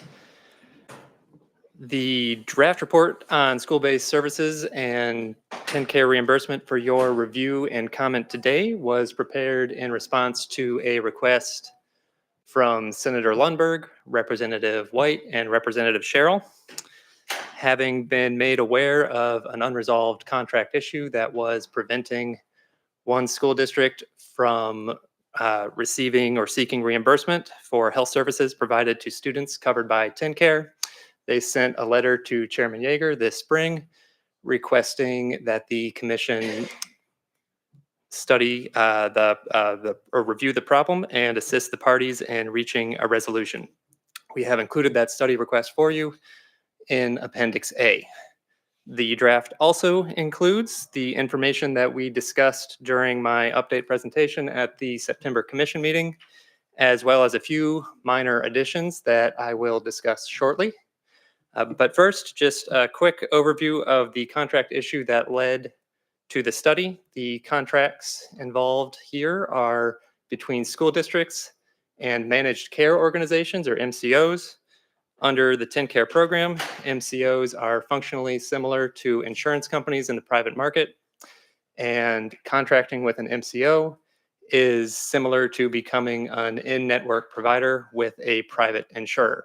And the key point for our study is that school districts must enter into contracts with the MCOs to be directly reimbursed for school-based services that they provide. In Tennessee, we have around 64 school districts that contract with at least one of the MCOs, but two of our districts, Knox County Schools and Metro Nashville Public Schools, have been advised by their legal staff not to sign the contracts because of concerns with some of the terms and conditions in them. Examples of those concerns include the length of the contracts, but also issues with some of the types of services that the schools might be obligated to provide, as well as potential obligations to provide service to members of the community who are not students, both of which were flagged for us by Knox County Schools attorney as potential liability issues for districts. So although these liability concerns haven't yet manifested in any problems, participants at an August stakeholder meeting that we facilitated generally agreed that the issues raised by Knox County Schools and MNPS are potential points of concern for districts. In terms of finding a solution, as I mentioned in September, we've discussed the contract issue with stakeholders multiple times over several months, and we have general agreement on a pathway forward involving the development of a contract addendum that could be used with school districts. Specifically, TennCare has agreed that a contract addendum could help resolve the issues that have been raised and has committed to exploring the creation of an addendum in conjunction with the MCOs. TennCare and the MCOs would then test the feasibility of this addendum with Knox County Schools, and depending on the results of that test, TennCare could consider whether to make the use of that addendum a requirement for the MCOs when contracting with districts. Because TennCare's proposed course of action aligns with what Commission staff would have recommended or would have proposed as a draft recommendation, the report for you today, in lieu of a formal recommendation, includes a statement on page 2 that the Commission supports the development of a contract addendum for MCOs to use with school districts. Moving on to the updates that I alluded to earlier. Since we last spoke about this report in September, TennCare has discussed contract modifications with both Knox County Schools and Blue Care, one of the state's MCOs. The next step was then for Blue Care to take that feedback from these meetings and propose a solution. And to that end, TennCare informed us this week that Blue Care has drafted a contract addendum, which is currently undergoing Blue Care's internal legal review. TennCare told us that Blue Care anticipates being able to share this addendum with Knox County Schools in early 2025. I think it's worth reiterating that throughout this process, TennCare has cautioned us a few times that reaching a final resolution could take time, in no small part because any solution will have to work for all 3 of the state's MCOs as well as the state's many school districts. And it will need to be reviewed and approved by the Department of Commerce and Insurance for compliance with state and federal law. One other update from our last meeting, if you turn your attention to pages 12 through 14 of the report, in particular table 2, and you can also find some of this information in the back in Appendix B, we have included information about other states' Medicaid programs and how they handle school-based services and reimbursement for those services. We had a question in September about whether other states have dealt with similar contract issues and whether Tennessee could learn from some of the solutions that they have tried. The short answer is that Tennessee's decision to include school-based services within managed care and require districts to contract with the MCOs to be reimbursed is relatively unique. Most other states carve out school-based services from managed care in some, if not all circumstances, allowing districts in those states to seek reimbursement directly from their state Medicaid agency. Although a few of the states we contacted reported similar complaints from their school districts when contracting with MCOs, they did not share any specific solutions that they might be considering to address those concerns. With that, I'm happy to take any questions you might have, and we plan on bringing a final report back for you at our next commission meeting. Thank you, Dr. Owen. Is there a question or comment from the commission on this draft report? Senator Campbell? Thank you, Mr. Chair. Thank you for that report. It's a little bit of a false comparison, I think, because obviously other states aren't dealing with the same, structure that we're dealing with. Can you remind us what specifically the issue is and what the addendum is going to accomplish? Yes. So Knox County Schools attorney flagged several terms and conditions that he was concerned about that he thought created liability issues for the district. One of the examples that he brought up with us was the potential that schools might be required to provide a full suite of prenatal services to pregnant students. And he was concerned that schools were incapable of providing that level of service. And so therefore it would create a liability issue for districts. Similarly, he was concerned that some of the terms and conditions in those contracts, the way he read them, they might obligate the district to provide health services to any individual covered by TACIR, regardless of whether they were a student. So those were just examples of the things that he raised for us. And so when talking with different stakeholders about what a solution might look like in the context of Tennessee, a contract addendum was something that it looked like we could get forward movement on that might resolve those issues. That would just modify those terms and conditions within the context of what's allowed under federal requirements. So more clearly, does this mean that we will not in those areas be required to provide prenatal services to girls who have gotten pregnant in school? I would say that I might say would be no, but I think it's what are the schools going to be required to do under these contracts? And it wasn't necessarily that no services could they provide. It was that some of the full suite of potential medical services that might have been required under that contract, the school was concerned they could not provide that. Mr. Chair, may I? Would you be so kind as to get us specific information on what that addendum might look like and send it, at least to me? Maybe everybody Yes, else doesn't want to see it, but I would appreciate that. Yeah, no, of course. As soon as we'll work with TACIR as soon as we can get access to a copy of that. We'll send that Thank you. along. Thank you, Senator. Any other comments? Senator Watson? Thank you. I just want to make sure I understand. This really would apply.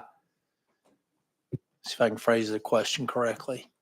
This would really would apply when the person providing the service is an employee of the school system, and the school system itself is trying to get healthcare payment versus a school system contracting with an entity, a business that already has a contract with one of the MCOs. Is that those are different animals, correct?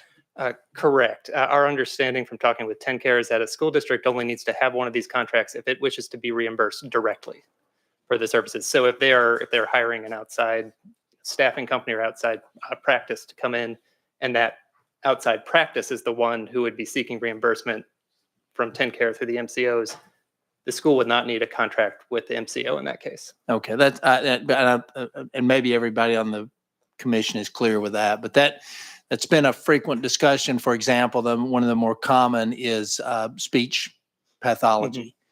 And you can have a business that is a speech pathology business that contracts with a local school agency and provides speech pathology services that are medical in nature, and then they bill the MCO for the services provided, and then that business is paid for the services rather than the school system getting the money for those services. Is that correct? Yes. Okay, thank you.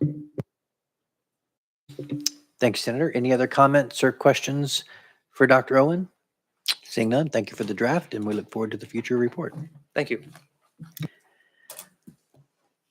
All right, that takes us to tab number 7, which is Public Chapter 937, Youth Vaping, is going to be presented by Senior Research Associate Jennifer Arzate. Thank you. Good morning, Commission members. My name is Jennifer Arzate, and I'll be presenting on the Commission's draft report on youth vaping today for your review and comment.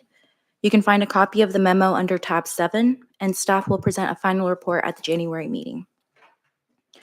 This draft report was prepared in response to Public Chapter 937, Acts of 2024, which directed the Commission to study the effects of youth vaping and the use of all vapor products by persons under 21. The study was to include initiation of vapor product usage, health outcomes, enforcement of underage sales, best practices to address usage on school grounds, taxation and access to cessation and products and services. The Act also directed the Commission to identify the prevalence of vaping among the under 21 population, including demographics and usage trends. Youth vaping rates in Tennessee are more than double the national average, 22% compared to 10% for high school students. And despite stricter regulations, including raising the minimum age to 21, youth vaping rates remain high. There is a widespread belief that vaping is a safer alternative to smoking, though the health risks associated with vaping are still significant. Health risks include long-term health challenges like asthma, cardiovascular disease, and chronic obstructive pulmonary disease, or COPD, with young people whose brains are still developing being particularly vulnerable to nicotine addiction. While vaping has been marketed as a less harmful alternative for adult smokers, evidence suggests the health benefits may be limited. Many young users never smoked before vaping, and some adult vapers become dual users, combining cigarettes and vaping. While vaping may be less harmful than tobacco products, it is not harmless, and there are still risks. There is a broad consensus that youth vaping is an issue and must be addressed, but there are differing opinions on how best to achieve this. Research shows that taxing vapor products can reduce consumption. Tennessee, however, has not imposed specific taxes on vapor products beyond general sales tax, and unlike the additional taxes levied on cigarettes and other tobacco products. Health advocates argue that taxing vapor products at similar rates could discourage youth usage while generating revenue for prevention and cessation programs like the Tennessee Department of Health's Tobacco Use Prevention and Control Program. Flavor bans also target youth appeal with flavors like cotton candy and blue Jolly Rancher. Health advocates argue these products are designed to attract young users. Although 9 states have enacted flavor bans, Tennessee is not one of them. Adult users, however, also enjoy flavored products, with fruit and candy flavor being in their top 3 preferences. A vapor product directory could list approved products and potentially enforce flavor bans as well. However, its effectiveness in reducing youth vaping remains unproven. Vape shop owners argue it would duplicate federal regulations and burden businesses without addressing underage usage directly. While these measures aim to protect young people, it's important to balance them with the rights of adult consumers and businesses. The goal is to reduce youth vaping without overly burdening responsible businesses or restricting the choices of adults. Therefore, the draft has 4 recommendations.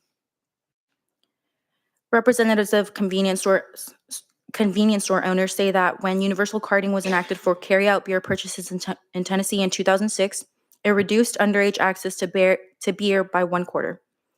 They say it helps deter underage purchases by taking the judgment call of who to card away from the clerk.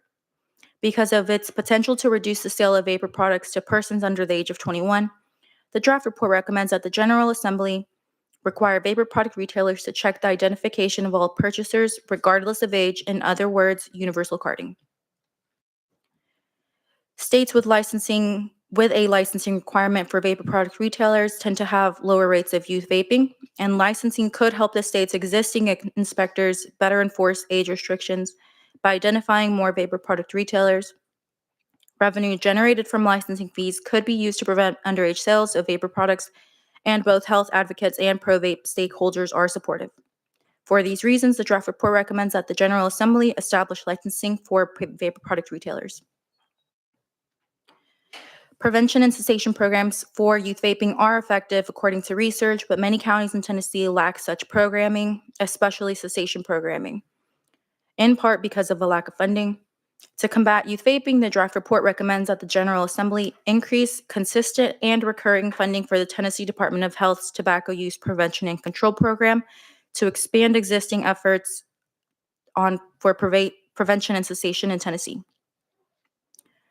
School districts collect discipline data, but reports to the Tennessee Department of Education don't specify the offense. More detailed discipline data would provide policymakers with better information on which substances are being abused most often, where to focus enforcement, prevention, and cessation efforts, and to aid future research. The draft report recommends that the Tennessee Department of Education require school districts to report more specific substance abuse information, including vaping offenses, in their annual discipline reports. This concludes my presentation. I'd be happy to take any questions. Thank you so much for that draft report. It is an incredibly important topic, which is ravaging the city of Cleveland and our Cleveland City schools right now. And so I'm very thankful to see these 4 recommendations. Are there any comments or questions from the commission? Yes, Ms. Gaither, County Clerk. So I have a recommendation. If the counties could have a vape board similar to the beer boards, if the legislature does have, where there's, regulatory licensings and things like that, when they violate, they would have a board that they would go before. So that may be something you want to look into. Thank you. And I can say that recent enactions or new strengthening of current law enforcement, our district attorney, former district attorney who was here earlier at the earlier panel, and the now current district attorney, there have been to me, a wonderful increase in the ability to enforce jurisdictional ramifications for people that are selling to underage, people that aren't properly licensed. It literally, vaping is the Wild West. It's not under any regulatory of any kind. And so I'm very thankful for this. Senator Campbell. Thank you, Mr. Chair. That's a great idea. And I agree with you. It is the Wild West. Ostensibly, it was supposed to be, I guess, a smoking cessation, or pitched as a smoking cessation tool. But really, what it's done is open up the opportunity for kids to adopt vaping because of obviously the fact that they can get away without, the smell of smoke and all kinds of stuff. And as you stated in this report, we have double the amount of kids vaping in this state than comparatively in other states, which is alarming from a health perspective. It sounds like a little bit of a public health emergency. I just wanted to point out that the health advocates supporting a flavor directory is not one of my health advocates reached out to me and asked that be eliminated. They don't support a flavor directory, so I'd like to get that on the record. The flavor thing is obviously targeted towards kids. I understand that some adults like that, but it is a real problem. So I'll just point that out. Thanks so much. Thank you. And Senator, I would agree with your comments. Mayor Frank? Yes, I guess in the when we had our panel, I missed understanding one of the lines you have is that most of the vaping products have nicotine. So there are some that don't have nicotine. Is that correct? That is correct. Okay. And I guess I bring that up because I think about our code, our TCA, and our tobacco tax. And I think in terms of parity, we need to really flesh that out. And your report is great, and I'm not asking you to change anything. I'm just making a comment that is it the tobacco leaf or is it the nicotine is the reason we're taxing them? And so I know it's not part of the recommendation, but it is part of your report, and I think that's very valuable for the General Assembly to look at in terms of parity. Thank you, Mayor Frank. Mayor Brown? I appreciate what you just said because I've had the same thoughts, but I think that as data comes in, they're going to continue to have demonstrated support that there are health impacts from inhaling anything into your lungs, whether it's nicotine or the chemicals that are in the non-nicotine different inhalants that are out there. I really appreciate, and my thing is just a comment, I really appreciate the recommendations because I think most of us in local governments are really seeing the impacts, not just on, that's not just about the youth vaping, which is very, very, very, very important, but it has become the probably number one nuisance business in a lot of our communities. And this gives us a way to, I mean, they're every corner in our community. And that, so I think it will help in those instances as well. And I don't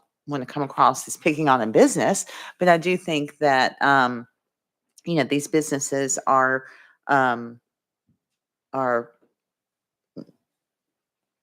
not creating their own standards to the desire that we would like to see in a community. And I think this would help that.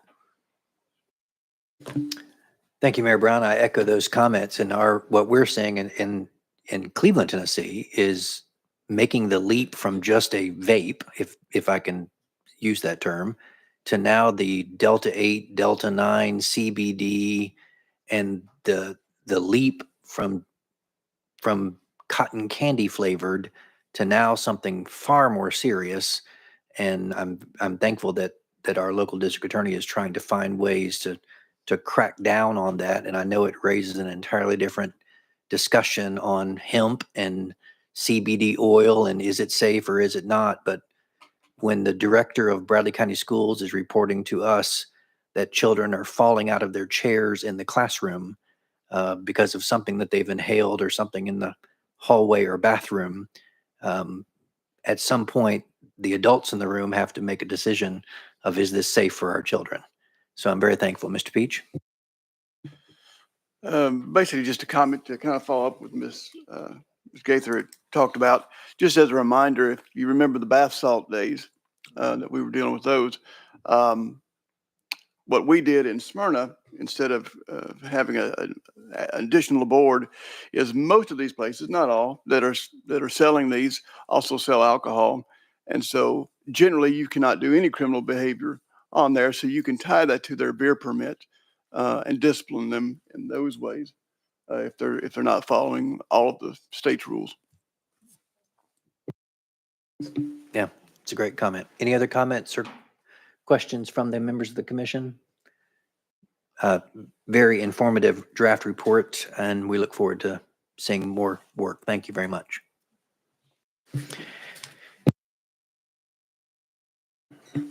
All right, Mr. Director, we are rapidly ending the end of our published agenda. I will allow you, Dr. Lippard, to begin the discussion on next meeting dates.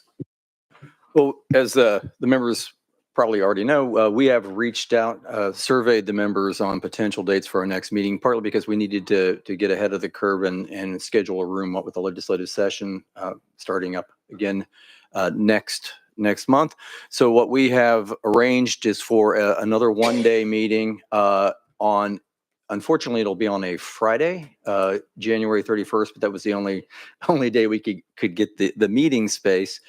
So unless there's any significant objection, the next meeting is scheduled for Friday, January 31st.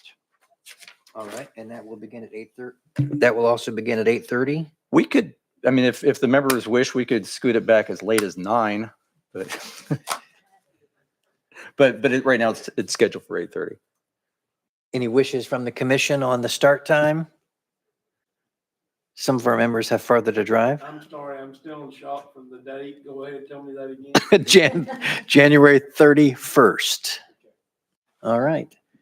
All right, then we will keep it at 8:30, January 31st. Members of the commission and staff, thank you for the hard work. We wish you all a very Merry Christmas and Happy Holidays.